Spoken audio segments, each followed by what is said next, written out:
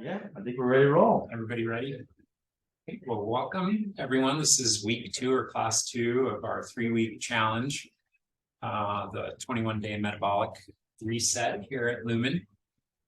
And thank you for being here. Again, I always like to emphasize you give yourselves a little pat on the back for showing up and making the effort and investment in your well-being. And so as we progress through this, the goal is that I'm just sharing a lot of maybe information, insights on why we would do all these things and how they're going to affect us. And then as the framework, we're actually taking action. So how did this week go with some of the dietary stuff and kind of focusing on what we're eating and being aware of our exercise, that type of thing? Did people review some of the resources? A lot of information is coming your direction, and it's okay if it takes a while to distill and assimilate. As I mentioned before, it's don't feel like you have to do everything at once. Even though these 3 weeks we're trying to take care of all those elements and start forming that kind of behavior, that habit that eventually turns into our lifestyle. And I find that's the only way to be successful in promoting your well-being, is living that way rather than it being a program or a thing. Things like this give us a moment to kind of just remember, reflect, be reminded, get some cheerleading, some community. But how'd it go? Any comments, insights? I know many of you are already doing stuff, anything stand out like, oh, I didn't know that, or that's interesting, or I realized I really, really like ice cream. Mm-hmm. And really, really missed it this Yeah. week. But the rest of it wasn't that difficult for me because I'm allergic to wheat, so I already cut out Yeah. a lot of the stuff. But the dairy was. It's a little tough. Yeah, I get you. I like And cheese. then, so does licking it count?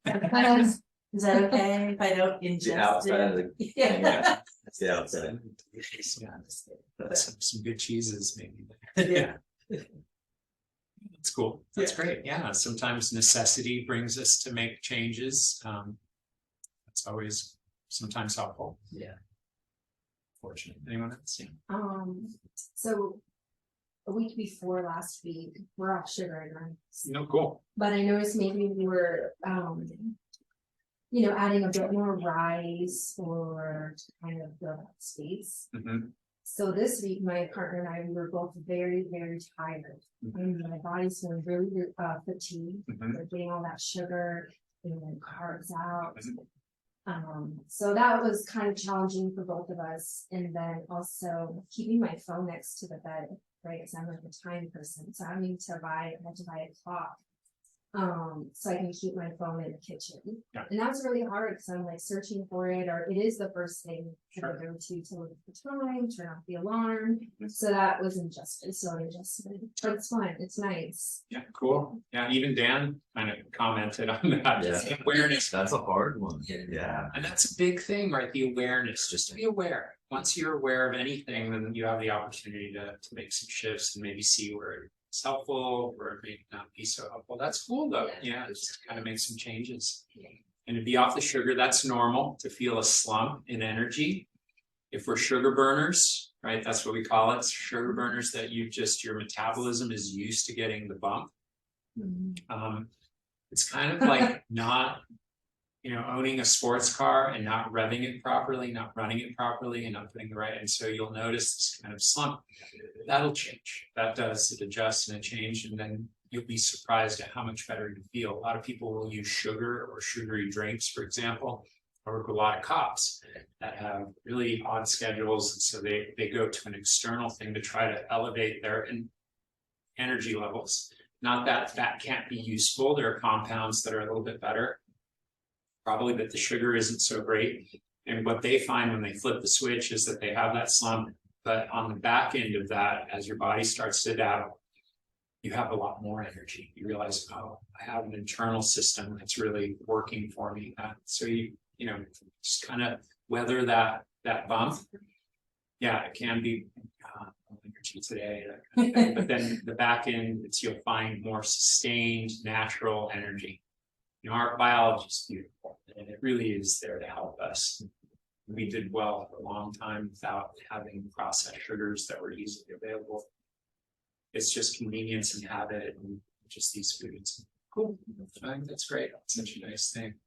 And so one of the things, get a projection clock on your ceiling. Because all I do is I wake up, I see it and fall back to sleep. That works out really well. That way you're not turning over and disrupting your body or anything. See, tips, we're gonna help each other with tips that work. Yeah, I was tired a lot during the week. I feel pretty good today. Tuesday and Thursday was really difficult playing basketball. I really had to push to do anything with that. I do miss bread like toast and stuff like that. That was really tough too. Especially when you're watching other people eat it. That can be really difficult. Yeah, I mean, but overall, you know, you just try and like variety of foods and stuff and what you can, you know, pair together a lot of with olive oil and spices and bacon and stuff. That works out really well. Yeah, there are a lot of options out there. It's just becoming aware of them. Hopefully, I shared some of those websites. They actually beautiful food. Gourmet, you know. Yeah, and I found a really good vinaigrette dressing that has all the good stuff in it that's flavorful and everything in that too, so that it's easy to make. Yeah, that's great. That's good. And you'll find too, you know, even when we eat junky food, you notice that you eat the same junky food regularly. Well, you can do that with good food too. And I find, you know, I have these very consistent meals that we make, and it's nice to have variety though. And this is a great way to explore that. And it kind of opens up your repertoire, cooking repertoire. And that's actually one of the best things you can do is just cook your own food. You know, it's cheaper by a lot. Makes a big difference. Especially omelets is easy to throw vegetables and stuff in that.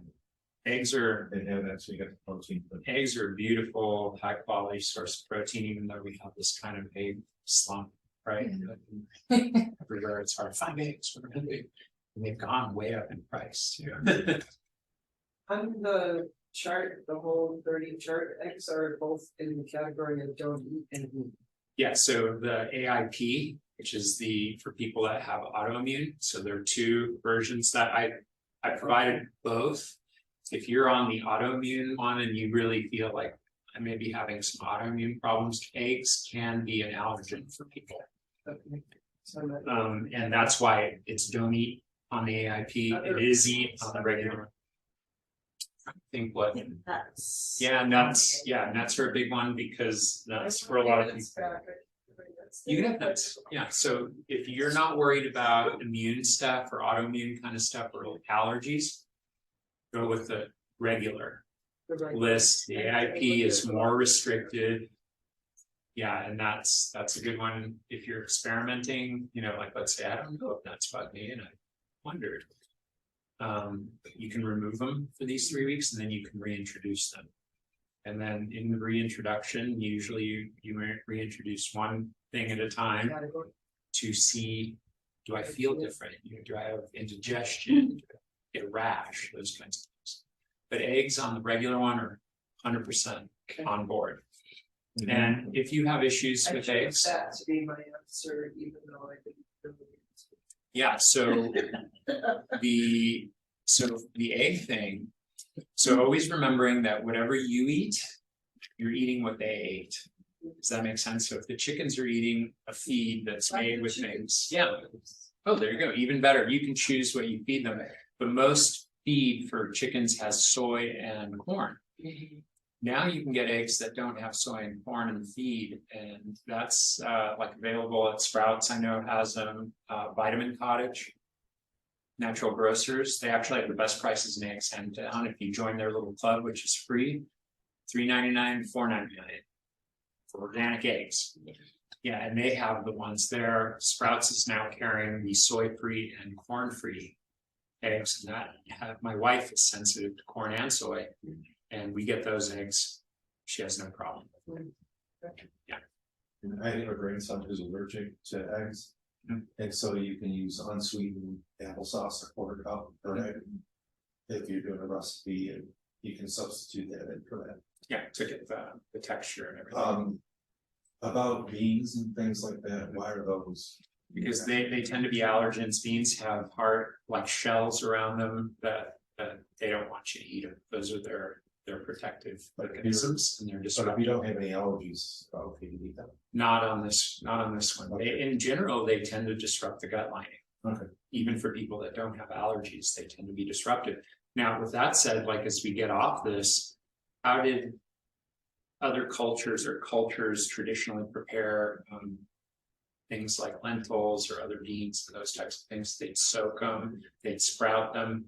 That actually breaks down those defense barriers that they have, and they make them more absorbable. And so you actually get more nutrients out of them. Some foods like that, like beans, legumes, can actually block your ability to absorb nutrients. So those are called anti-nutrients. And that's a big thing for a lot of people, and we don't realize that. The Instant Pot, too. Good, yeah, it's high pressure, 100%. Any other thoughts? No, it's good. I was just gonna say, when I first found out I was allergic to wheat and stopped eating carbs, the thing that got me through was peppermint tea and bone broth. Like whenever, because I would crave like bread and all those things I couldn't have. So instead I had bone broth, and it helped get through. It was kind of like a keto flu, like Bregman called. Yeah, The keto. headache and the fatigue and all that. Yeah, So that helped. the low energy fatigue, that is the keto flu. That's as the engines start to turn on and your body goes, oh yeah, we have these mechanisms to provide. You know, your body makes its own glucose. It's called gluconeogenesis, and we make it, but those systems get so our body prioritizes things based on the signals you're giving it with what you're eating, how you're moving, all that stuff. And it will go, okay, we get this constant fuel. Let's prioritize that. And it has to, because usually it's too much fuel. I use the analogy of your car that has that, all right, stop filling, like you can't overfill your gas tanks. I'm old enough that I remember as a kid sometimes being at and you'd see this geyser of gasoline flying because we didn't have those mechanisms, right? And well, your cells don't have that, and the geyser turns into triglycerides basically, and your body's just trying to manage that out because it's inflammatory while it's up. And then so it starts getting good at that, right? So you're signaling it to be good at that, and it gets better at that, and then it kind of de-emphasizes some of these other mechanisms that are there. We want to kind of bring ourselves back into homeostasis, or really take advantage of your biology. It's good. We're harnessing our biology to help hurt. That's right. So it's good. Any other comments? Well, today I have an ambitious program with lots of information, trying to fit it all in, right? You know, in the time that we have. And I thought we'd begin with, and I have my little quote from Maxime Lagacé. Do you know who that guy is? He's a professional hockey player, actually, Montreal, Canada. But I love this quote, right? Doing is the best way to learn, right? So the actual actions that we're taking, you've got to do it to understand it. Talk about it, whatever. So the key is keeping the action, and that's actually creates a great lifestyle. So when we're doing, we're learning, we're living. So a little inspiration there. By making this effort, you're growing, and so that's a good thing. Today I wanted to start with kind of meditation, or the mind. I talked about that, touched on that. We gave you some resources on how to do this. Anyone meditate in here or have some kind of mental practice? Good. I think it's one of the best things that we can do. And the way I look at it, it's essentially hygiene, mental, nervous system hygiene, to have some type of practice that we use to re-regulate our nervous systems. They're often exhausted. I think I mentioned before how Harvard says that over 73% of our day, the average American, is activated into what we consider stress pathways that we're really on. That means our nervous system's on. That means it gets exhausted. We're not meant to live that way. We're not supposed to be on all the time. And we want to find moments that we can bring it down, or we will get exhausted. I was working with a client in Canada this morning and suffering with extreme anxiety and just has no energy for anything because their nervous system is just flagged. It's just not able to recover sleep. She's sleeping okay, but it's not good enough. We need to find ways to down-regulate the system, kind of emphasize that part of our nervous system that's repair and recovery. I haven't found anything that's much better than some type of mental practice. It really helps. It's something that costs nothing except for your effort. And it's something, if you practice regularly, it becomes a very good tool that you can use at any time. And it has a major impact in your biology. So I wanted to kind of teach you the basics of meditation. If you already do it, great, no worries. It's super simple, and you can use other modalities too. Prayer counts, journaling could be something that you do here. Meditation isn't always with your eyes closed. You can meditate by taking a walk. Or you can take a walk, and what do you want to do? Experience the walk. Don't have your headset in, just notice what you notice with your eyes. So the sensory experience that you can be present with. Listen to the sounds, listen to the breath, feel your body.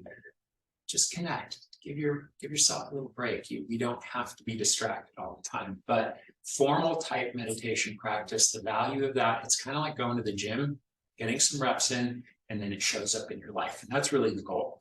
You do this exercise, and hopefully it's showing up when you're frustrated in your car, or you notice you're getting activated or feeling anxious or overwhelmed, that you really have the capacity to re-regulate yourself, just like a child, but adults get dysregulated. I know I do. This week I had a burglary at my home and these things, and I felt dysregulated all week.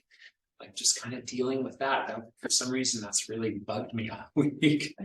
And so I've been, noticing my breath. I'm feeling anxious, let it go, that kind of thing. And, I've been doing it for 15 years. I'm trained to teach it, and, it's a big part of my life. And still, I have to practice. I have to use it, to really lean on it. And so I want to run you through just the fundamentals. If you haven't done it, or if you do it, some tight repetition. That's what meditation is. It's just repeatedly refocusing your attention. I mentioned before, whatever you are focused on, you're going to have some interpretation of that. So we have a thought, there are emotions, we dump chemicals. This is a way that you can actually reframe that. So you're dumping chemicals that are more beneficial for your biology, that will support, calm, more centered, focused, that type of thing. So there are some basic steps. And depends on where you learn to meditate or who you're exposed to. I have some thoughts and beliefs there. In my practice, it shouldn't be complicated. You don't have to sit like this, right? That doesn't require any particular body posture, because you can do it standing, lying down, sitting. Although it's suggested to have a straight spine. A couple of reasons. When your spine's straight, there's room for your diaphragm to move, right? Instead of this, where it's crowded. And they've also seen that when you're sitting upright, your nervous system is a little bit more engaged, and the brain waves look a little different. Your brain will more slouch. And these would be reasons to do that. So finding what we call a mindful posture, which is a little bit of alertness, but relaxed at the same time. When we meditate, you should check in with your body, because the moment that you start paying attention to your body, most of us are checked out from our bodies a lot of the time, right? We have a mind that's super powerful, and we think that it doesn't exist with this, but that's not true. So just reminding it. So finding comfort. So finding a little, getting cozy when you're going to do your formal meditation. And then you can close your eyes. And one of the reasons you close your eyes is because we're removing a sensory input that's very powerful, right? Visual interpretation is super important for survival. And so we just kind of quiet that, so less chance of distraction, even though we can meditate using our eyes. So visual, right, being present in visual experience without interpreting. So we would have a soft focus. If you experience a lot of anxiety, I don't recommend closing your eyes, because that can ramp up your anxiety. So people with anxiety, have your eyes open, just pick a spot on the wall or pick an object, just make that your kind of mental device where you can focus. And then we start bringing our attention to the feeling, breathing, so the sensory experience. So we might notice the air coming in through our nose or coming down our throat. We might notice the ventilation in our lungs or in our belly as it moves. And what that is a place to rest your attention. Meditation isn't about clearing your mind at all. It's about focusing it in a particular way, right? So paying attention in a particular way. And so now we're strengthening our capacity for focus and attention. And that's one of the byproducts of regular meditation practice, is the regions of the brain that are associated with focus and attention get bigger. And they've seen that structural changes happen in 8 weeks. And that's just the time that they've looked at it. It probably changes sooner. But these are MRIs, literally looking at the structure of the brain. And so you can do a little neuroscience on yourself, a little, neurosurgery. And so we bring our attention, our breathing, and we try to rest our attention there. A place that people get caught up sometimes is they're trying to focus their attention and their mind wanders. So they think, oh, I can't meditate. Well, guess what? That's normal. That's what meditation really is to notice that. It's like, oh, I'm bringing my mind or my attention to my breathing. My mind wandered. That's actually the magic moment in meditation. And it may happen a couple of minutes, for a couple of minutes. But typically, it's usually a lot faster than that, a couple of seconds. Mind wanders off. I think I shared the monk that they studied could only focus for about 15 seconds, truly focus their mind. So when you notice your mind wandered, you gently redirect it. That's it. Distraction, bring it back. Right? We call that begin again. Just begin again, right? And that's actually meditation. That's the part that's the meditative push-up. Because when I wandered, I noticed that. I'm trying not to judge it or say, oh crap, I'm supposed to be meditating. Now it's like, oh, interesting. It wandered off, bring it back. And then you just repeat this. That's it. That's all meditation is. You can't do it wrong. That's the researchers show is just that act of paying attention, noticing, and then redirecting. And oh, you're meditating. Cool. So does that make sense? So I want it to just be a simple thing. Now, we associate breathing. That's the basic practice of meditation is that breath. We can again focus on any sensory experience, which includes all of your traditional senses, sight, touch, smell, taste. We can also use our emotions as a sensory experience because your emotions are a sense, right? So, oh, notice anxiety. The goal is not to judge it. That's what's called kind attention. Kind attention means I don't have to classify it or call it good, bad, whatever. So we notice, and you may notice an emotion. In that moment, when you notice an emotion, try to be curious without getting caught up in it, right? So, oh, a little bit of anxiety. You could even go to your body, right? And notice, well, where do I feel anxiety? Like anyone ever have anxiety? Where would you feel anxiety in your body? Chest. Yeah, chest. So for a lot of people, it can be here. Some people feel it here or here. You could notice that part of your body. Notice that feeling. Right? And just kind of embrace that feeling. And what the science shows is when you do that, it tends to dissipate. Right? It tends to not be as intense. And so that's a great technique. Having that capacity with a craving, for example, right? You notice, oh, I'm craving bread. You could notice that, right? Take a breath. And then what that does is gives you a little space to pivot, to make decisions. Because you could run away with the craving and go, oh, just notice, and it gives you a little bit more strength to choose what you want, what the context of this, like this program that we're doing, and just whatever your goals are. Does that make sense? So I really encourage you, find some kind of practice. We'll explore breath work next week, but because there are breathing techniques that you can use that work the same way. This is more a formal style of meditation, very simple mindfulness. Mindfulness means paying attention in a particular way. That's it, and paying attention to what's happening right now. And that's something I think we could all use more of, right? We spend a lot of time thinking and processing. It's just experience a little bit. And setting aside a little bit of time every day to do this is very valuable. The other things that help with a practice is to set aside a specific time, a specific place, and then make that a training program. I'm committed this time. That's why we gave you setting up the high performance mind.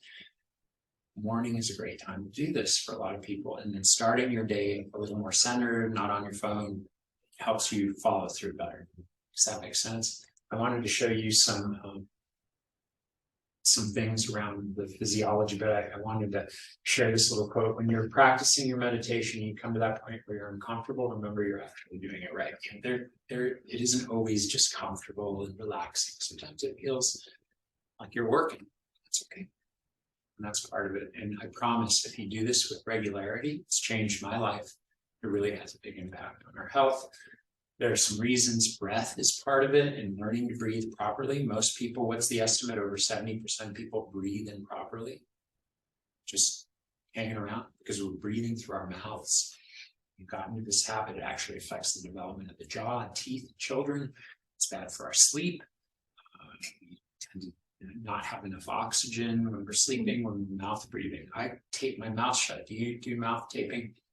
Yeah. Because it's very easy to go to that. I use a little bit of surgical tape every night, and it kind of cues my body to breathe through my nose. And they've done some studies where they're showing mouth breathers at night, people with sleep apnea have much higher rates of dementia and Alzheimer's. And so just shifting, and we can get into, you know, the taping thing. Sounds kind of scary for people, but it's surprisingly powerful. You start doing that and you breathe better. You actually, your sinuses open up, all these cavities, right? They really get good. So mouth breathing is incorrect breathing. We want to breathe through our nose. And we should do that when we exercise. We should do that all the time. It's really focus on breathing through our nose. Meditation practice can help emphasize that because it's really just like muscle memory. And a lot of us are used to that. That signals your body when we breathe through our mouths that you're in danger somehow, right? And so nose breathing actually calms the nervous system. You can see it's highly integrated, this nervous system, the autonomic nervous system, which runs a lot of the stuff in our bodies, from our hormones to our heart rhythm, all those things. Breathing can help regulate that. Does that make sense? And so as we breathe, all of these things are touched because the autonomic nervous system is innervated or wired to every single part of your body, very specifically to your endocrine system, which sends out chemicals. That's a big deal. This is a brain that's dysregulated and a brain that is regulated. So here you have a dysregulated brain. Here you have a regulated brain. The little circle is your prefrontal cortex, where kind of your executive control is, where our decision-making happens. In this case, in the lab, they're able to get people agitated. I talked about how they might do that. They might put you on the spot and do some kind of activity or exercise that makes you feel self-conscious, and they dysregulate you, and then they snap a shot of your brain. Somebody that's dysregulated in mouth breathing, you can see no blood there. That's what the gray means. There's no activity there. It's a big deal. This is anxiety, shame, worry, stress of any type, excessive. In this case, this person, they tried to dysregulate them, but they were using their breath. They were just noticing, trying to stay present. Guess what? Brain stays online. This can help us stay effective and present. And so it's a pretty effective or very powerful tool. And they call it a remote control at Stanford. It's like you have a remote control to your autonomic nervous system, which forever science said we can't control that. Not true. By exerting attention, awareness, we can actually start regulating something that we didn't think we could regulate. And the thing is that stress is an automatic response. Harvard, the Benson Henry Institute for Mind Medicine there in the 70s observed that stress is an automatic response, which it is. It's super fast, and we're really not in super control of that. But the regulation of it, we are in control of. And they said, so you can invoke control. How do you do that? Breath and awareness. Breath and awareness. That's how they found it, by studying monks' brains. That was like in 73. And so we know that we have that tool on board. A lot of us already know. We talked a little bit about telling the child, just take a breath, breathe. We already know that intuitively. Meditation is a way to strengthen that muscle and then just have it right there. It's much easier. Does that make sense? All right, so I wanted to touch on that and value. Things here, because part of what we're doing here is also exploring all the services that are available here. They're very powerful. You pipe in anytime you want to. There are several tools that are available to you here that can help regulate your nervous system. And so one of my favorites is the flotation tanks. Anyone float here? Yeah, that's like meditation on steroids. And these are the most beautiful tanks I've ever seen anywhere. They're gorgeous. And so you have magnesium that you get osmotically into your body, which relaxes your muscles, relaxes your brain. And then you also have the opportunity to have a sensory experience, right? You can notice yourself floating, and it's really kind of, it can push you into more of that parasympathetic branch and relax your body. I should have come here this week and done all three of these things to help get my nervous system back online. I was thinking about it, but that's a great therapeutic thing. Then they have NeuroOptimal, which is brain training that can help. I haven't done a ton of it, unfortunately. Dan has, and lots of people that come here have it, and there's a lot of value in that resetting of the nervous system, reprogramming. And so it really is brain training. And so it's kind of a way that you can use an external or another tool to help re-regulate your nervous system. And then pulse, you're on the pulse. Anybody else pulse here? I can tell you 100% of the time when I get on there, I just feel like falling asleep sometimes because it really calms the nervous system. You're getting a bunch of other benefits there, but these are 3 tools that are available here that actually can support the care of your nervous system. Like the client I was telling you about with anxiety, I wish she lived here because I would bring her here and I would say, okay, we're going to do our meditation and all those things. And there are other tools that can actually emphasize and accelerate that benefit through the power of, scientific principle. Anything you want to add there, Dan? Does that cover it? That's covered it for now. Yeah, so these are good tools that are also useful here. And I recommend if you haven't tried some of these, or if you do, explore that. They're really good value. Yeah. How does the pulse telling what's happening? So there's an electromagnetic wave that's going through your body, and so it actually stimulates like the cell membranes. Those pictures up there are beautiful. It helps them function better, right? And that's one of the ways that you do it. It stimulates your mitochondria. It has a lot of really cool benefits. It's great for recovery from injuries. A lot of the athletes that I work with also come here. I walk in, you'll see, like, I don't know if Josh has been coming, Olympic runner here, all the United guys come here, and it just helps your body do what it already does, but it helps it actually accelerate some of these processes. Does that cover the, yeah. Have you done pulse? Yeah, I've done. Yeah, it's sort of good. It's good. It just, I feel immediately just calmer. And some of what it's doing is stimulating that nervous system, these pathways that use electrical potential, right, to communicate. And pulse can help bring them back into more of a homeostatic or balanced state. Does it help anybody who's arthritis? Absolutely. Yeah, I've had individuals that come here with a variety of arthritis, osteoarthritis, rheumatoid, and it improves blood flow, and it helps your body actually do what it does, but it helps accelerate it. We had a young kid, even with remember the spiral fracture kid? Oh yeah. Yeah. That what they were going to pin him. They were going to Terrence didn't want it, the tibia, and he came here, and I think in 3 sessions, the doc was sending me X-rays, and automatically that bone was healing, and so it helped the body do what it does naturally, right? So it supported that effort where it was kind of a little slow in doing what it was supposed to do, and they were concerned. This actually helped it kind of balance out.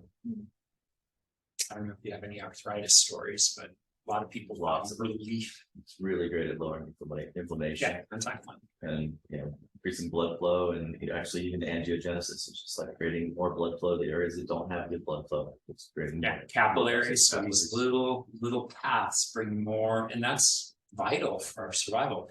I always say, if blood isn't getting someplace, that dies, right? That's necrosis.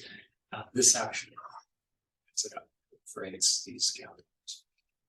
So these are tools that we can use. So I want to talk a little bit about exercise and what it is and how we think about it. When we think of exercise, we have all these images, what it needs to be like. Sometimes we feel intimidated by that, or we feel like it's overwhelming. And even my industry, the exercise physiology, we're complicit in kind of pushing out of that,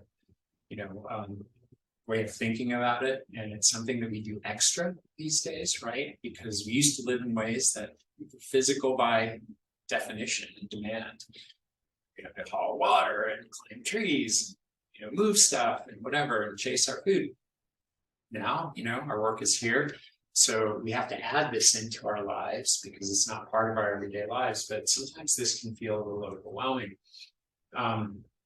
So we get hung up that it has to be this particular way. I have to do my cardio, I have to do my, weight training, all these things.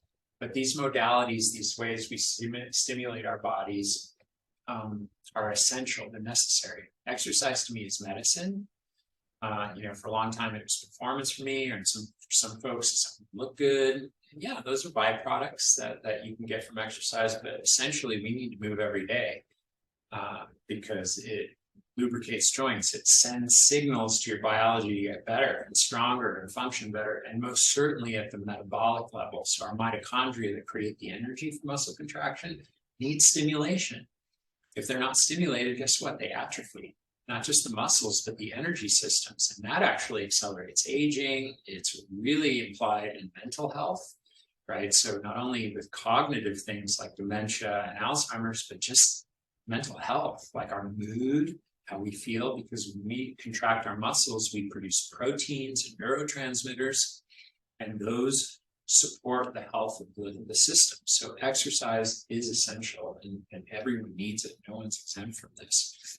You can see it in children. Children move all the time. It's not because they're dysregulated, it's because they already know. They're so connected to their bodies. They're like, we gotta move. And then as adults, we learn to sit. We were talking about like at class. Oh, by the way, it's okay if you need to get up and move. And while we're here, I'm not going to be distracted, so don't worry. It's that we need to move. Right? We need to move, and we're kinetic machines. And so movement helps everything. Blood pressure, health, mental states, all these things. And so we need to find ways to incorporate this into our lives. And we have levels of stimulation. I talked about, move a lot, have some kind of resistance training, and then once a week sprint. Really tax your system. That can look different for all of us. If you haven't exercised for a long time, a sprint could be a very brisk walk. So again, it's appropriate to where you are. What's cool is no one is exempt from getting better. If you do this regularly, you're going to improve. You don't have to be an athlete or anything like that. It's your body's going to respond and go, hey, we're going to get better. We're going to get better. So exercise is super important. And so the key is to mindset. Think about it as medicine. And it's something that we want to do and want to make it part of our lives. Right. And this is the big excuse that everybody has. I don't have time. Well, I always ask people, do you have time to be sick? Right? How much time does that take up when you're feeling, down or whatever? We exercise, guess what? Your immune system works so much better. And it actually protects you against colds and whatever is going on out there. You're better. It's a tune-up and we need it. So exercise is medicine. It affects the circulatory, the heart, the brain. It actually helps you be more consistent with your diet, right? And weight, that's involved in that process, and immune function. These are all things that are benefited, the systemic benefit of movement and exercise. So it's incredible, right? And it's medicine. It really is. And that's the way I look at it. So we need to move, and we need to find ways to incorporate it into our lifestyle, which is critical. One way that we can do this that's super great. For a long time, the American College of Sports Medicine, the AMA, they have these guidelines that we're supposed to exercise. For example, moderate to vigorous exercise, if you want to just prevent disease, the minimum I think is 3 hours a week is what they're suggesting. If you want to perform better and actually optimize, it goes over that. How many people here have exercised for 4 hours this week? Okay, maybe a couple. Great, that's very rare. Lots of us. I can tell you I haven't. I've moved throughout the week, but I've had these shorter bouts of exercise that are a little bit more intense, a little bit more focused. And what we now know from science is that that's actually almost better than having these long routines where we go to the gym for hours and hours, and which is a drain on our time, right? And so we can be more efficient. So we can get remarkable benefits in these short workouts. Some of the benefits are it's less pain, more gain. And I'm going to talk about how we can do it here. But so we can increase our overall energy expenditure. If you have this moment that's bright, guess what? Your metabolism is actually lit up for hours after these moments of bright challenge. And it's very powerful. And we can actually stretch out our volume of that stimulus by having these smaller workouts, right, throughout the week, which is very powerful. And it does everything. It stimulates your cardiovascular fitness, your hormone production, your neurotransmitters. So the key is that we're paying attention and actually making it part of our lives. And that's the critical point. The other thing is that when we think about moving regularly, it interrupts prolonged inactivity. That's been shown to be super bad for us. Like the equivalent, sitting is the new smoking. They've likened it to literally smoking 15 cigarettes a day. If you sit for long periods of time, if you sit for 6 hours or more a day, it doesn't matter if you exercise 3 or 4 hours a week, you actually can't mitigate the damage that's done from being sedentary. That's kind of a big deal. So we need to do that. There we go. So moving our bodies, that's the foundation. Let's, stand up, sit down. And it's not just standing. It's actually just changing your body position with some regularity, because it forces all the blood vessels and capillaries and arteries to actually change and pressure, and we release chemicals when we're moving, we lubricate our joints. So moving is the foundational piece. Don't be sedentary, move. That's the bottom line. We want to do that. It's basically signaling your genes. We talked about epigenetics, that we have this gene code. We have a filter, it's called the episome, which is your lifestyle, literally. And then it tells the RNA to fold new proteins in cells, and it tells them to fold them in a particular way. If you're sedentary, you get one signal. When you're moving regularly, it's a different signal. So by actually adding movement and exercise, those are two different things, right? So physical movement and activity versus directed focus exercise. If you're doing both, you're sending good signals to that genetic code that you have, and it will express the better elements, right? Better elements. So that's a big thing. And remember, we'll send you these, we'll send you the slides and everything. So it's good. And it's closer to our nature, right? Because this is unnatural. This is natural. This is what our biology expects. And when we're living in a way that's closer to that, we are going to find greater well-being all around, right? All those things. One thing that we can do is make exercise more fun, right? So I think when you're moving, hiking, getting outside, these types of things are going to help us connect to it more and make it part of our lives. We should enjoy it. Playfulness is actually a thing, right? People should play more. There are tons of studies now, psychology-based, that are like, we don't play enough. We're really, everything's too serious, right? And then sometimes the gym is even too serious for the activity that we do. So how can we do that? Well, there are lots of ways to do that. We can incorporate little workouts, but the first thing is know why, connect to why you want to do it, like the value of it, and then do it. Like hands, that's the first quote. You gotta do it, gotta do it. If you think about it, I should be exercising more, just do it. In the 10 seconds it takes you to think, I should exercise more, you can take a little walk. You can do 10 body weight squats, and that's actually different. That's different. You're signaling your body and it's happening. Don't overthink it. Sometimes it's got to be this or that. Have you ever gone, I can't get to the gym today, so I'm not going to work out? Don't do that. You can move anywhere. You can challenge your body. It doesn't require anything special. You can move our bodies.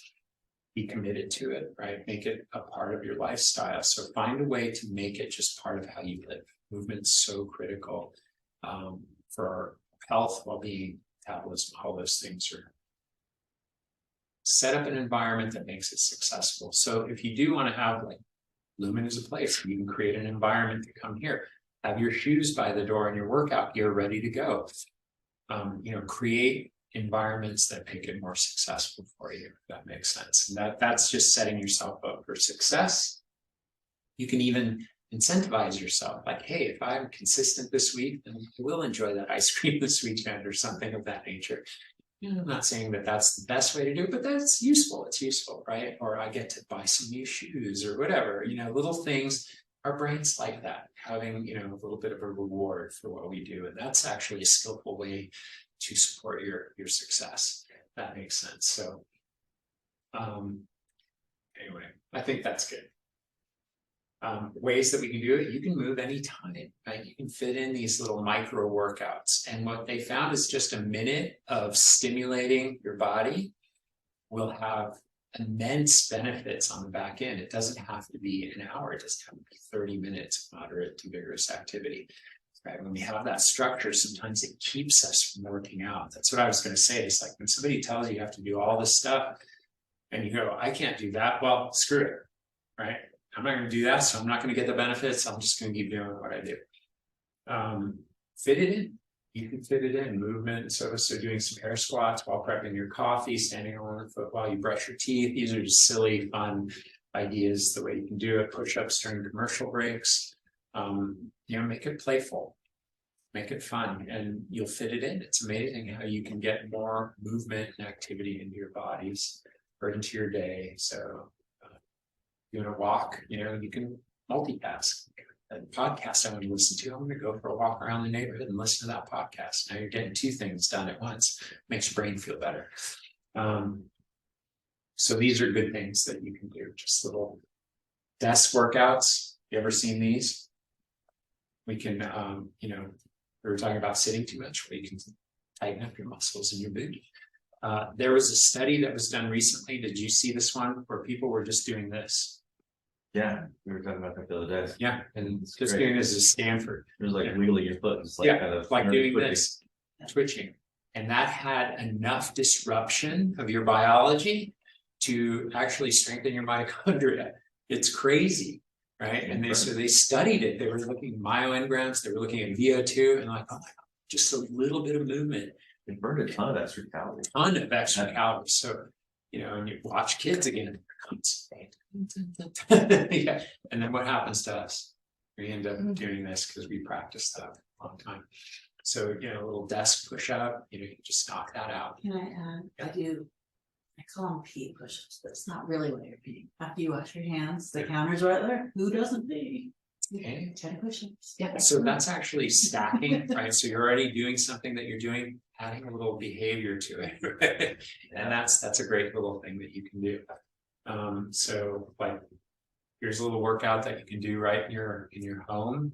It hits the entire body. So you can do a push, and it doesn't have to be this traditional push against the wall or the counter, right? So, and then you can get down on the ground as you get stronger. Little door jam pulls.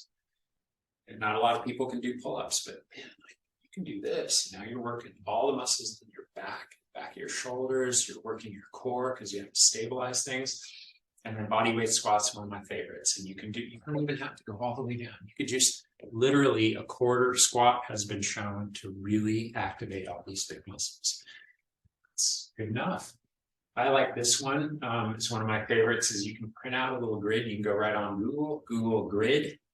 And you could decide that today, for example, today is going to be my squat day. And I'm going to try to do 20 squats 10 times today. And as you do your first 20, you're like getting ready. The water's warming up in your shower. Do 20 squats, check. And then you can just check off your little grid. By observing it and by kind of quantifying it, that actually is a great way to follow through. It helps us kind of, oh yeah, I got it in there, and it feels good. You accomplished what you were trying to accomplish. So it's infinite, the way that we can incorporate exercise and movement into our everyday lives. It's going to benefit everything that happens. Then you could also do more directed stuff. So I wanted to touch on some of the benefits of the tools that are here. You guys remember, I think everyone here is a member or some. Yeah, so accessing it. Who's done ARX? Today. Today? Awesome. So you guys are today. That's me with short hair. I found that picture. It's on there. So ARX, this is actually the reason I met Dan, is because somebody, I forgot who it was, told me, oh, there's an ARX machine here in town. I'm like, what? Because I had read about this. And so a long time ago in 1986, my first exercise physiology class, professor, I remember talking about what's the optimal exercise? Well, if you could stimulate your muscle in a particular way, right? You could put it under tension for a particular amount of time in a particular way, you can do 100% effort, both pushing and resisting. That's how you're going to get the best development that you can get. This is 1986, way before somebody invented this machine. Then fast forward, and I don't know when these were invented, but some smart people went, oh, we could do this with technology. And they came up with this thing called the ARX. This is the most efficient exercise that's out there. So moving all the time, but let's say you wanted to optimize the benefits that you're getting in the shortest amount of time. It's one of the best tools out there because you get cardiovascular, muscular, energy system development, right? The reason we do sets and reps, for example, in the gym is to give enough tension on the muscle over a certain amount of time in a particular way to develop it, to stimulate the energy production, the actual size of the muscle, all those things. ARX does it beautifully, right? And you've done it. So for those of you who've done it, it's one of the hardest workouts out there. Doesn't matter how fit I am, I can get on there and it's going to kick my butt every single time. Doesn't matter how unfit I am, right? Somebody that has come in and maybe hasn't exercised for a long time, it's super safe, right? Because you can't drop weights on yourself and you can't really, it's very difficult to injure the muscle in a way that we might do in a traditional way in the gym. So it's one of my favorite exercises. And you can see some of these benefits. That's right from their website. These are highly researched. So you can see 2.5 times more fat loss. Did you know that weight training, when in relationship to weight management, weightlifting is the most effective way to lose weight, not cardio? You know, That's for longevity. Yeah, and it's the best mental health. Yeah. And all those density. things. Yeah. Oh, bone density is a huge one, right? Because when your muscles work hard, they're pulling on the bone gets a signal to get thicker. And so it prevents osteoporosis and osteopenia. Osteopenia is the loss of muscle mass. If you're aging and your doctor notices that you're losing muscle mass, they freak out because that's really tied to thriving. People that lose muscle are going downhill very quickly, and it's in the brain and in the body because when we move our muscles, we actually release proteins that protect the brain. Isn't that cool? It's integrated. We need that. And then we produce things like dopamine, which later on actually raises our serotonin levels. And so it's this integrated thing. And so you can see like muscle mass gains if you want to maintain muscle. I work out these days really to age well. That's my motivation. It's not to look good or whatever. It's just like I want to be healthy for a long period of time. I want to maintain and even grow muscle. Here's the good news. They've done the studies. People in their 70s can, as a percentage, gain muscle mass similarly to those people in their 20s. For a long time, people think, oh, I'm getting older, I can't. No, that's not true. Our bodies are meant to be functional through our lifespan. Exercise is one of the best ways to maintain a lot of function. I don't want to discount mobility, just mobility, right? Has anyone injured themselves and not being able to move freely? How terrible is that in your life? You can get depressed, you feel good. So just maintaining muscle mass protects the mechanics of our body, right? Because our muscles are attached to our bones. That's how we move around. Super powerful. There's a cardiovascular benefit because when you're doing that, you're stimulating mitochondria. And mitochondria really is where respiration occurs. That's cellular respiration, right? And that's really oxygen and turning into energy, right? So oxygen and then glucose turning into energy, and we make ATP. So ARX has been shown to actually have 3.5 times greater development of cardiovascular fitness as compared to just people doing cardio. Does that make sense? So it's super powerful and we get stronger and it's efficient. It's 70, if you're, they say 72 times more efficient. So you can get all the benefits of going to the gym 3 or 4 times a week in a 15-minute session. So it's a really cool thing. If you're not doing it regularly, it's a wonderful thing to incorporate into your routine. And if time is one of your constraints, you're not going to be able to do it more efficiently. It'd be hard to duplicate what that does. You need spotters, and still your muscles aren't going to work at their hardest. And that's the other part I like, is that it actually challenges you where you are. And it doesn't matter where you are, because they have athletes that come in here and use that and find a lot of it. I don't know if there's anything you want to incorporate. The other tool that's here that's really beneficial is the Carol bike, which I love and dread all at the same time. Who's done Carol? Anyone? Everyone? It's a lot of fun. It's actually a lot of fun, but it's very challenging. But they're also using the latest understanding in science. Forever we were telling people, you've got to do, the 3 hours of that moderate to vigorous exercise. And then at least 2 to 3 times a week, you're doing weight training. Combine those two things. Well, you could do a Eric's and a Carol session. You've got that more than covered in a week.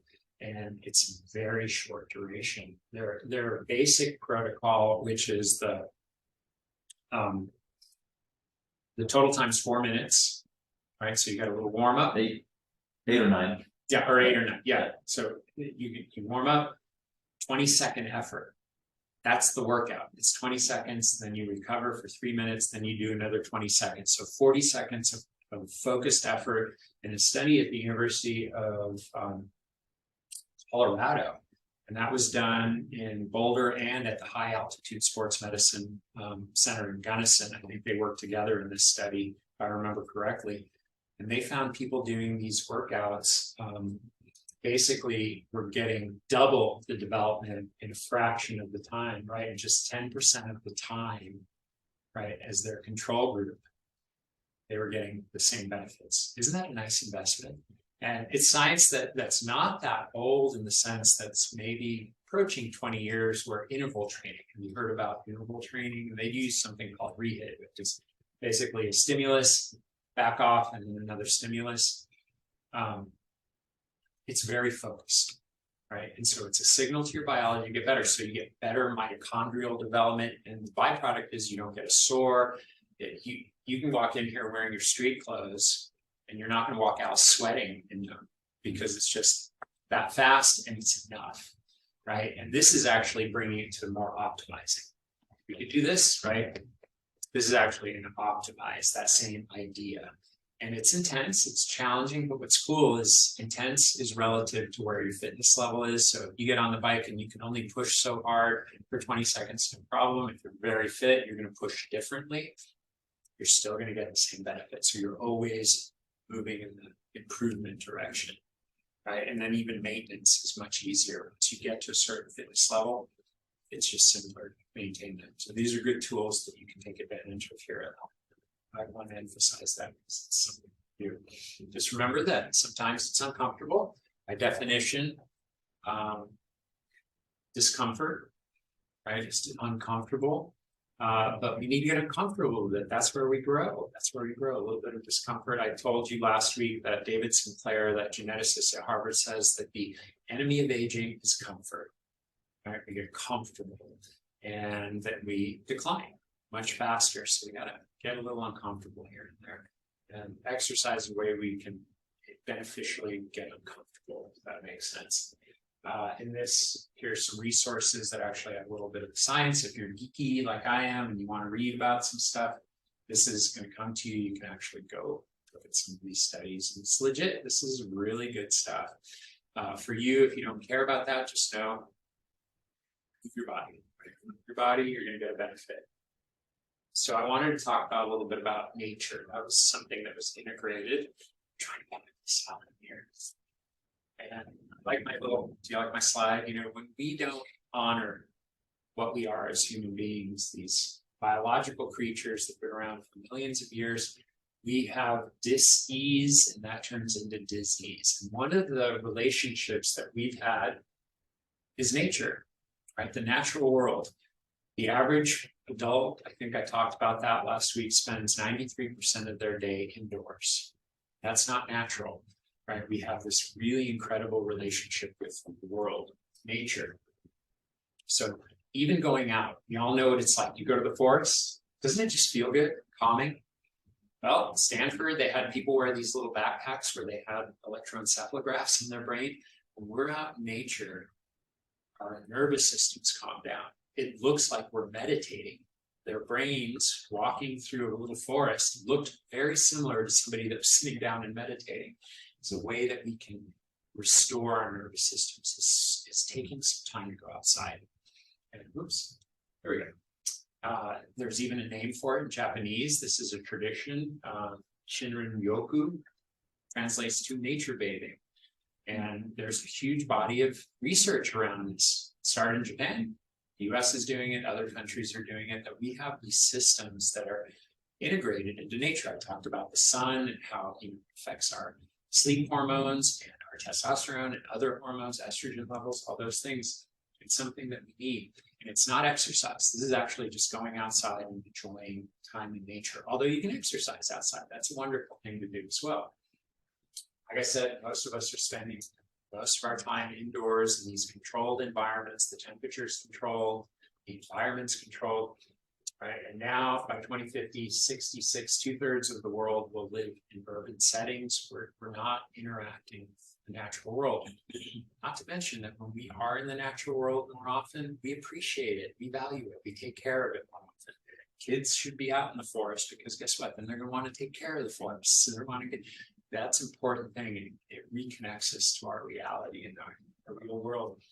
It's also mindful. When we're in nature, our senses light up. You don't have your earbuds in, and you're just out there, you can hear sounds, the birds, the breeze rustling through the trees. It's actually a way that we can practice thankfulness, being present in nature. And that thing that I was talking about, that circadian relationship that we have these little timing systems in every cell in your body. So you have a master circadian clock. You also have a sub-circadian clock in each cell in your body. It's pretty elegant. And it's tied to a natural rhythm of being outside. And if you think of how humans developed, we weren't hanging out in the caves all the time. Maybe we use that for protection at night, but then we go out, forage, and find our food and interact, live. And we've even seen that circadian clock is regulating our hormones and performance. Mental acuity is different, blood pressure changes depending on the time of day. Even Olympic records are set in the afternoon because guess what? Our muscles contract better later in the day.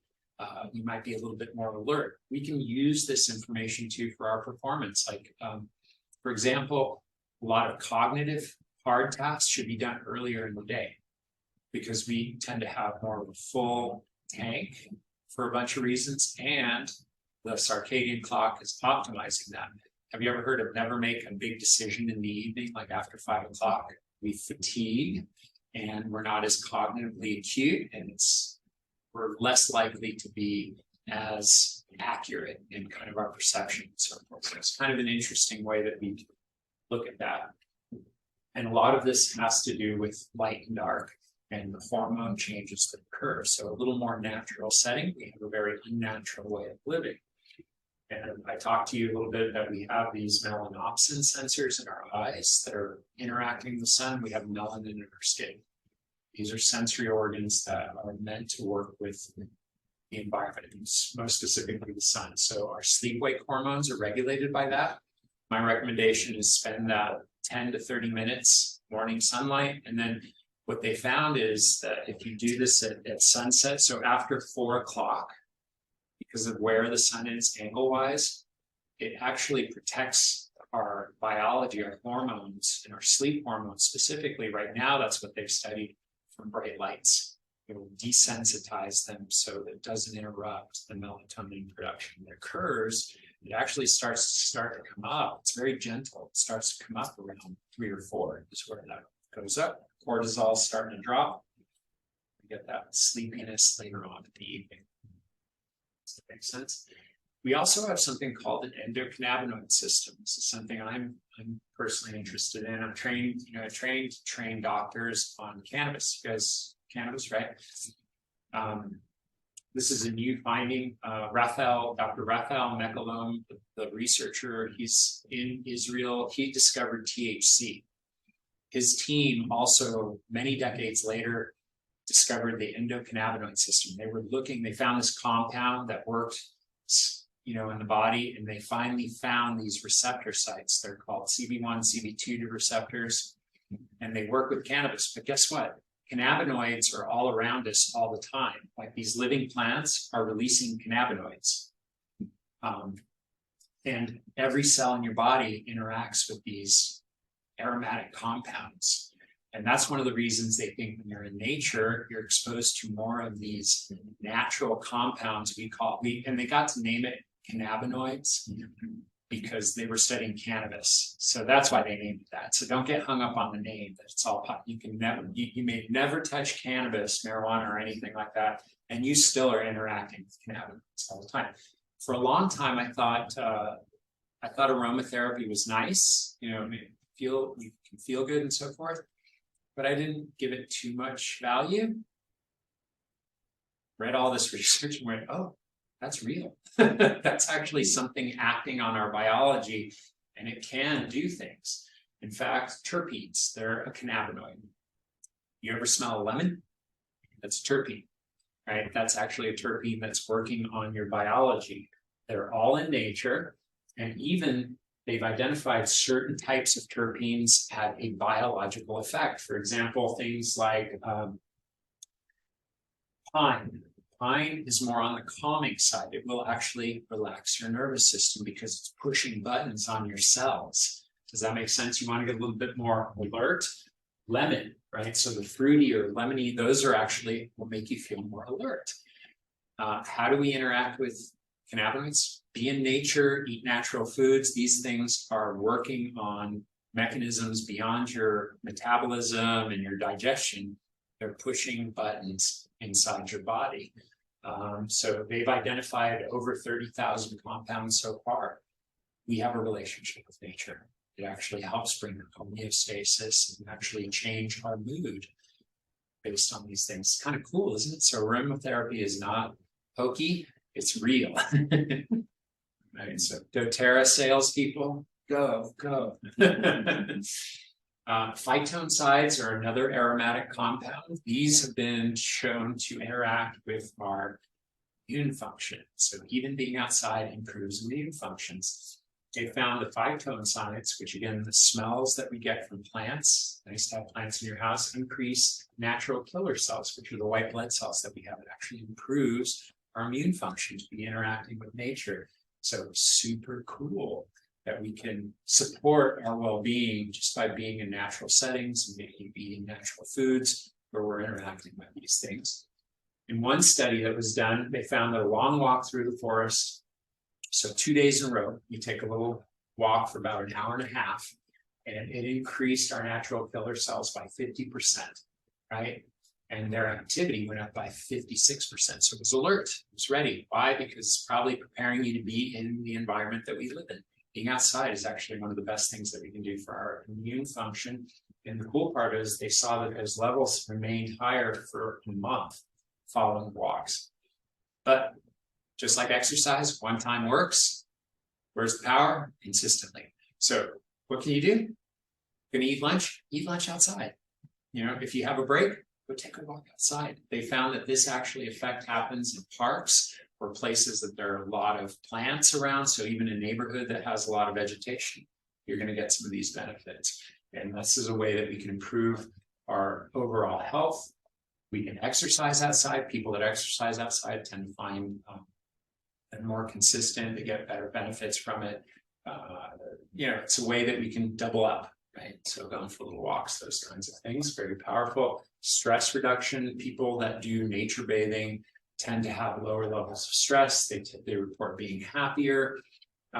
They actually have same brainwave patterns in meditations, and stress hormones like cortisol and adrenaline go down just by being outside. Nature, be there. Right? Here's another reason to be outside, interacting with the natural world, with the compounds that are out there. This is a really cool study that was done. They looked at these two communities across a river. One was in Finland, one was in Russia. And they were measuring gut biome diversity. And the Finn group, they actually had less diverse gut biomes than the Russian group. Why? Because the Russians were actually living more agrarian lifestyles where they had more gardens, they were kind of touching the dirt. These compounds come up, we inhale them, they get into our belly, and then it actually diversifies our gut biome. And they found that they had less disease. The people that were, so gardening, plant, that kind of stuff can be very helpful, going for walks in the forest. We're not only getting them on our hands, but they're coming into our bodies. we have a relationship with nature. And these are ways that we can support our immune function. And those are pretty cool, inflammatory markers were down on people that were more inactive in the dirt. That's why kids love to get dirty. We need to be dirty sometimes, not all the time. Does that make sense? So just get out there. Sunrise, sunset, that's one way that you can do it. These days, I get my first cup of coffee. I go outside on my patio. I don't wear a shirt, especially right now when it's cold. And in the summer, I do it too for the production of vitamin D. But just go outside and get some of that sunlight on there, get that hormone setting step, do that in the afternoon. So starting and finishing your day outside is a nice way to do it. After dinner, go for a little walk, even when it's cold. It's important. I'm going to talk to you about how you can do that. Taking breaks throughout the day where don't just sit inside. Don't flip on and start looking at your Twitter feed. Get outside, go for a little walk. Just try to get out in nature regularly, exercise outside more often. I don't know why we're losing. Oops. Very good. Oh, cool. No, sir. Weird.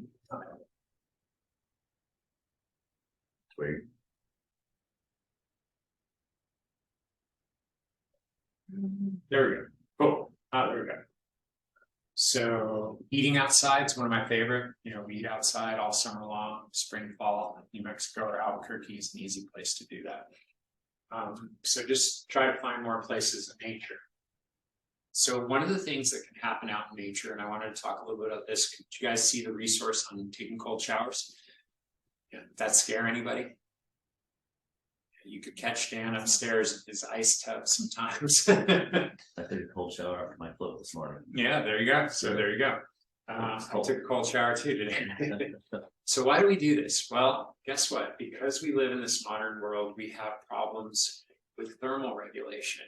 It's just like our metabolisms are kind of sluggish. Well, guess what? Our thermal regulatory systems are very sluggish too because we don't spend time outside. Thermal regulation is tied into a bunch of different systems in your body, but one of the big thermal regulators are your mitochondria, believe it or not. So your metabolism is a thermal regulator. I think a lot of people have problems like they get cold easily and so forth. They overheat too easily. You will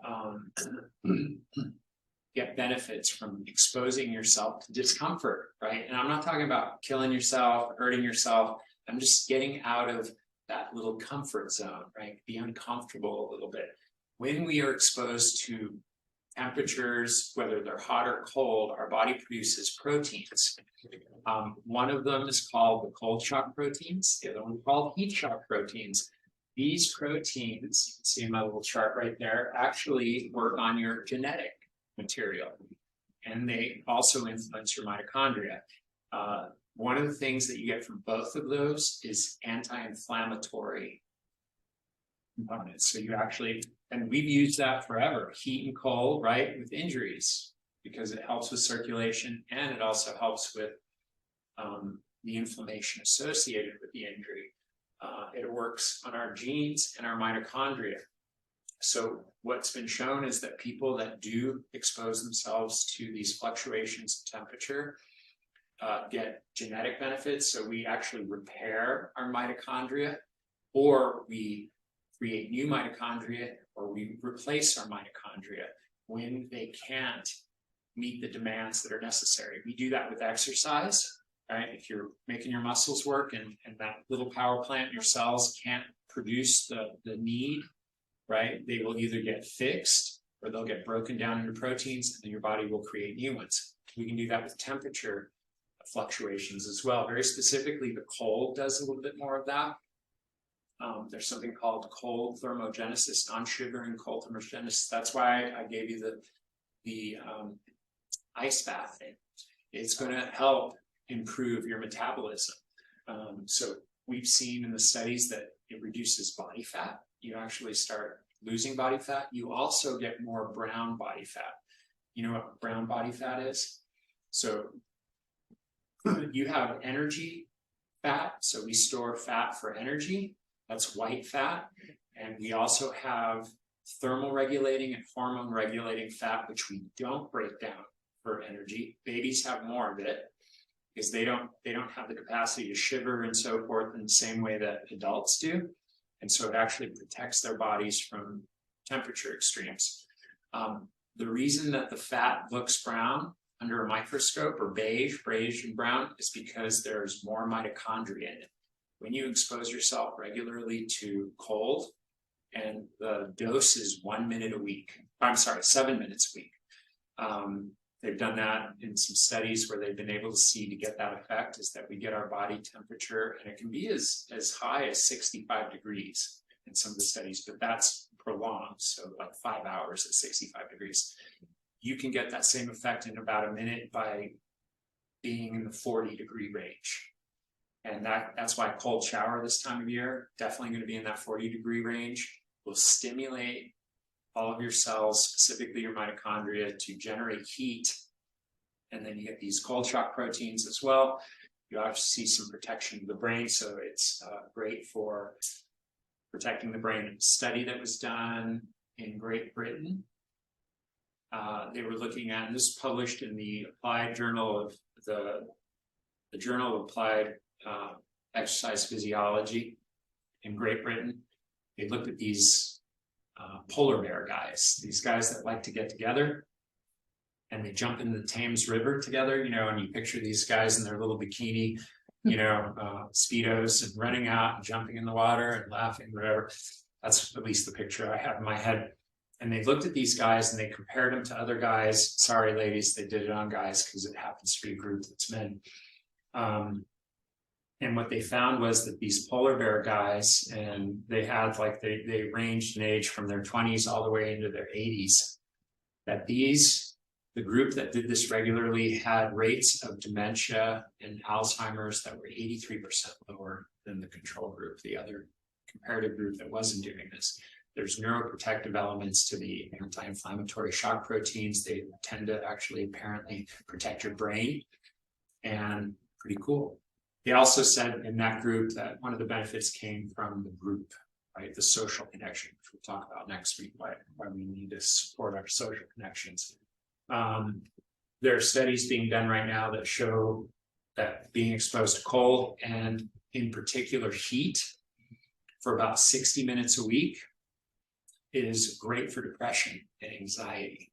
University of California, San Francisco, that's where a bunch of this research is being done, and they found that like 3 20-minute bouts in the sauna, and you see people that have treatment-resistant depression, and the majority of the people, it was a small subject group, just 28 people, like 18 of them, no symptoms of depression for 6 months after just 3 bouts. And then the other 10 had about an 80% reduction in their symptoms of depression. Pretty interesting, right? That we are influencing dopamine. So one thing that happens right after you get exposed to cold, you take that cold shower, your body for about 4 hours is going to produce 4 times the amount of dopamine that you normally have in a sustained way. What does that do? Energy, motivation, focus. Do you feel like Good, you yeah. want to take on the world after? According to Andrew Huberman from Stanford, cold plunge or cold shower has more dopamine release than sex. Yes, it's the highest release of dopamine. They haven't seen anything that releases more dopamine, which elevates your mood. You feel great. Productivity Activity. I can tell you just from direct observation, I have a group that we've been doing over at the Remedy Day Spa for about, well, I've been doing it for 6 years, but for the last about 3.5 years, 4 years, I have lots of people that come, and that's the #1 report. I feel like I'm Superman for the rest of the day. Like I just get so much done. I feel so good. Things don't bother me as much. Really powerful stuff. One of the things that David Sinclair has seen, the aging doc that I'm talking about at Harvard, so cold exposure has repaired genetic code. What happens is we age, our DNA slowly starts to pull apart. You've seen that double helix, right? It's called spooling. It unspools a little bit. And what happens when it's unspooling is those little molecules start to pull apart, and that little RNA that runs up and down the code that's informing and creating the new tissue can't read the code. He says it's a lot like a CD that gets scratched and the reader can't read it to play the music. And what he's seen in the studies and the research that they're doing is that the cold reverses aging genetically. And now the RNA can read again, and you're getting cleaner, better quality cells. Right, so that's one of the byproducts. Pretty cool.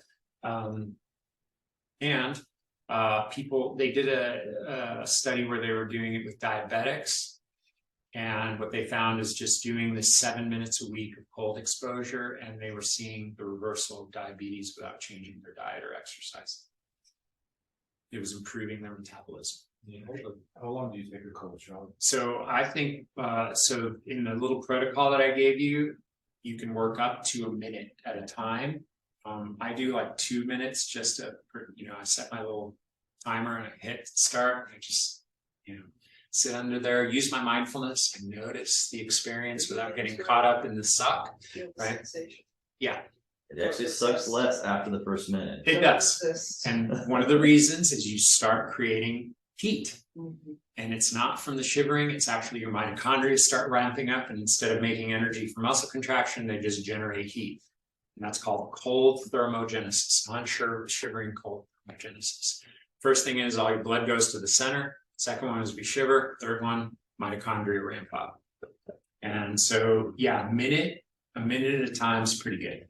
And if you can get to that point where you can do a minute or two, with a volume weekly of about 7 minutes is what they've seen. For the hot, it's about 60 minutes a week is what they've seen. They get up there.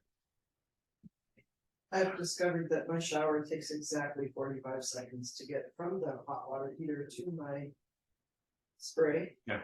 So I get a 45 seconds. There you go. If I just turn on the water and step in. Just prolong it. So, 5 seconds. well, I'll tell you the technique that I like that seems to be the most palatable for most people is do your shower, all the stuff you're going to do. And at the end, just turn the heat off, turn the hot water off, and just do it at the end. And then ideally finish cold, because you're going to keep shivering and that's going to keep doing it, and then your body will warm itself up. That's a great way to do it. What I do, Your hair follicles too. it's good for your health. So what I do these days is I do all my business, and then I put the conditioner in my hair, Cold water. turn it to cold for the end, and then I just use that as a distraction almost. I'm focused on just getting that out, rinsing my body off, and it's easy to kind of get through the 2 minutes there.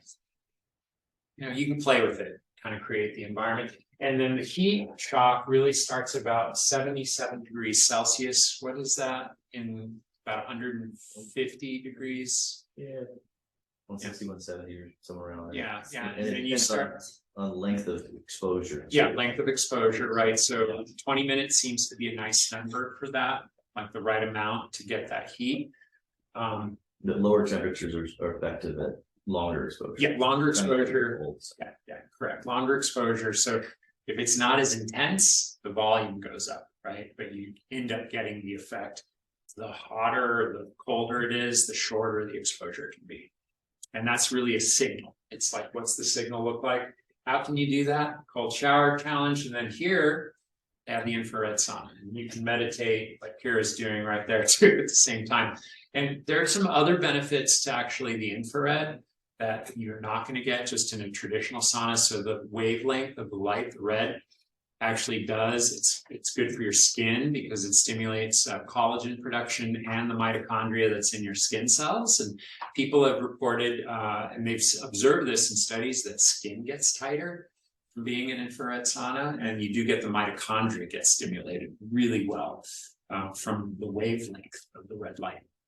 So that makes sense. So there's another way that you can do that around here and get some of those benefits. Maybe someday Dan will have a bunch of ice tubs too, and you'll be able to do both. On the list. It's on the list. Right. So these are ways that you can keep doing that. Look at that, right on time almost. Wow. Right on time. So that was what I had for you today. I wanted to save like the last little bit, I know we're kind of over, but we're good. We're just playing it loose here. questions, thoughts, But so I was born in Sweden and all my family there does the saunas and they run and jump in snow. Yeah. And I always just thought they were nuts, but apparently now they're just smart. they're super smart. So and again, healthy. so cultures and all the studies have been done in Scandinavia and Russia. That's where the big studies have been done.